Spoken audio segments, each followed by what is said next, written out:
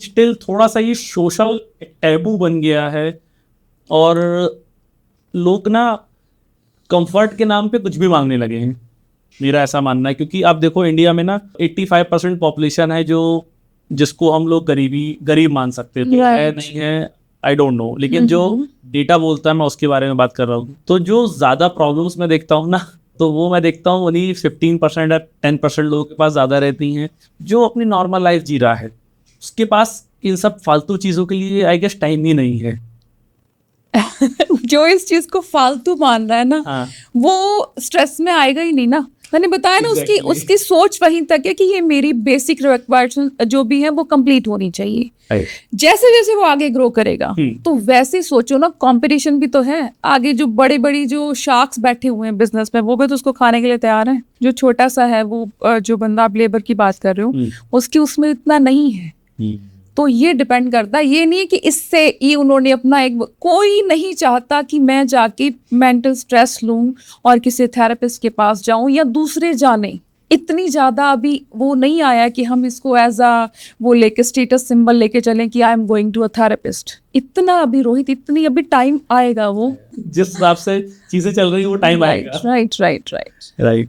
अच्छा, मैरिज के बारे में आप क्या बताओगे कि जो आज की यंग जनरेशन है ना, वो जिस तरीके से मैरिज से दूर होती जा रही है, वो मैरिज को एक आई डोंट नो क्या मैं उस वर्ड को डिफाइन करूंगा। पहले तो मैरिज को बोला जाता था कि एक दूसरे के पूरक हैं आप, लेकिन आज की डेट में मैरिज को इतना बड़ा टैबू बना लिया गया है और एक कॉर्पोरेट की तरह उसको डील कर रहे हैं। इस पे आप क्या बोलना चाहेंगी?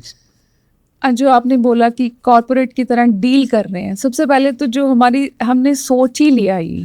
पहले क्या था कि एक एज आए कि 20 के हुए या इवन उससे पहले भी, कि एक सोसाइटी का एक वो बन गया था कि इस एज में शादी और सेटल, ठीक है ना। अभी क्या है, दोनों जो है, इवन बॉय और गर्ल, मैं दोनों की बात करूंगी कि वो उनका वो करियर को प्रेफरेंस दे रहे हैं और इसमें कोई बुराई भी नहीं है।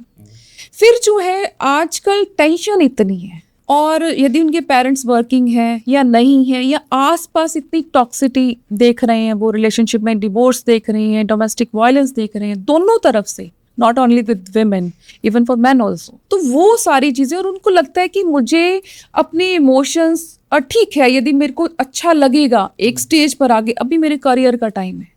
लेकिन पहले तो था ना कि हाँ 20 के हुए तो शादी करना मेन है, अभी उनका करियर भी मायने रखता है। फिर उनको जितनी भी अवेयरनेस ज़्यादा आ रही है कि पहले मुझे इसके साथ इमोशन अपने जो है वो शेयर करने चाहिए, इमोशन स्टेबिलिटी है या नहीं है। तो बहुत सारी चीज़ें हैं जिससे यूथ जो है थोड़ा सा पीछे जा रहा है, वो अवॉइड करना चाह रहा है। एक रिपोर्ट आई थी 2021 में जिसमें 17% लोगों ने ये बोला था कि वो शादी नहीं करना चाहते हैं।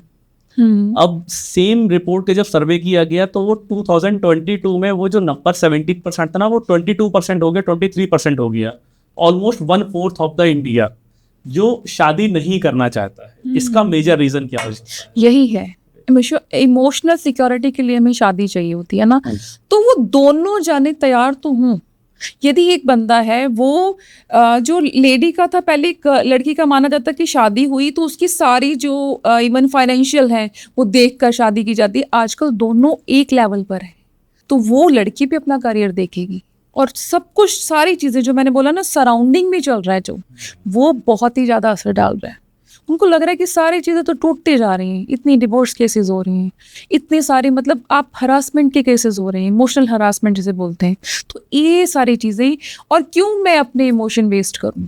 अभी आजकल इतना सारा ट्रेंडिंग है कि लिव इन में रह लो, तो समझ रहता है ना कि रिस्पॉन्सिबिलिटी भी नहीं है, आप आराम से रहो। जब आपको लगे कि हाँ हम रेडी हैं तो गो फॉर मैरिज। बट आप लिव इन में बोल रहे हो कि आप जब आपको लगे, आप एक बंदे के साथ लिव इन में हो, फिर दूसरे के साथ हो, आपको नहीं लग रहा किसी के साथ, तो ऐसे तो आप चेंज करते चले जाओगे, फिर आप पर्सन टू पर्सन डिपेंड करता है ना। इसीलिए जो हमारे वाली जनरेशन की सोच थी वो अलग थी। वो हमारा था कि हाँ स्टेबिलिटी, एक बंदा है उसको हमने चूज कर लिया तो ये जाएगा, है ना। अभी क्या है कि जैसे आप कह रहे हो ना, ये जो स्ट्रेस बढ़ रहा है, ये सारी चीजें जब ऐसे ना, तो पेशेंस भी नहीं रह रही है, पेशेंस नहीं है। एक जो कमिटमेंट है, बहुत सारी चीज़ें एक रिलेशनशिप में मैटर करती हैं। तो कहते एक चीज़ नहीं है, ओके ट्राई अनदर वन, मतलब इसको भी उस चीज़ की तरह देख रहे हैं, क्योंकि बहुत सारी चीज़ें जो बॉन्ड करके ही रिलेशनशिप की तरफ जाती हैं। तो वो हम देखते हैं कि हम अपनी तरफ नहीं देख रहे हैं कि मेरे में क्या कमी है, मुझे ये है कि मुझे चाहिए क्या। बट इट इज़ लाइक जैसे हम कहें कि मार्केट में जाना है तो मैं एक अच्छा सा वो खरीदूं, तो कई बार ये हो जाता है कि ये हम सोच के रहते हैं कि ये मेरे लाइफ पार्टनर में होना चाहिए, और जब तक वो सारी चीज़ें नहीं कंप्लीट हो पाती तो बंदा अवॉइड करता जाता है। या कुछ बहुत सारी चीज़ें इससे रिलेटेड हैं कि उसके अंदर की फीलिंग्स क्या चल रही हैं, उसका कुछ अंदर कुछ पास्ट ट्रॉमा तो नहीं है। बहुत सारी चीज़ें इस पे डिपेंड करती हैं, और कई बार मेरे पास इवन पेरेंट्स भी आते हैं कि हमारा बच्चा रेडी नहीं हो रहा, शादी के लिए। शादी के लिए रेडी नहीं हो रहा। तो मैं कहती हूँ कि आप हाँ, यदि वो चाहता है तो विल हैव अ सेशन कि उसके अंदर क्या चल रहा है। कुछ ऐसा चल रहा है कि हो सकता है वो सिर्फ और सिर्फ ट्रस्ट इश्यू हो कि मुझे जाना ही नहीं है, उसके साथ ऐसा कुछ पास्ट लाइफ में हुआ है तो उसको क्लियर करो। या एक है कि ठीक है मुझे आराम से रहना है, उसके मतलब उसके वो आराम से ही बाहर नहीं आना चाहता, तो कहते हैं कि क्या शादी करनी क्यों है, एक बिलीफ बन गया ना। शादी का जो लोग आप बता रहे हो कि आराम से मुझे रहना है, आई डोंट थिंक कि शादी का आराम से कोई रिलेशनशिप होना चाहिए, क्योंकि आज की डेट में आपको लग रहा है ना कि आप आज 25 साल की हो, 30 साल की हो, यंग हो, एनर्जेटिक हो, आज हर चीज़ आप अपने हाथ से कर सकते हो, बट 10 साल बाद 15 साल बाद तो आप नहीं कर पाओगे ना।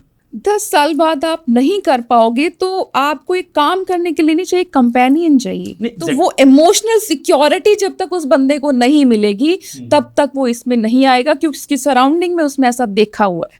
जब तक वो इशू उसका सॉल्व नहीं होगा, उसको लगेगा कि ये मेरे लिए परफेक्ट है, तो वो जाएगा उसके साथ।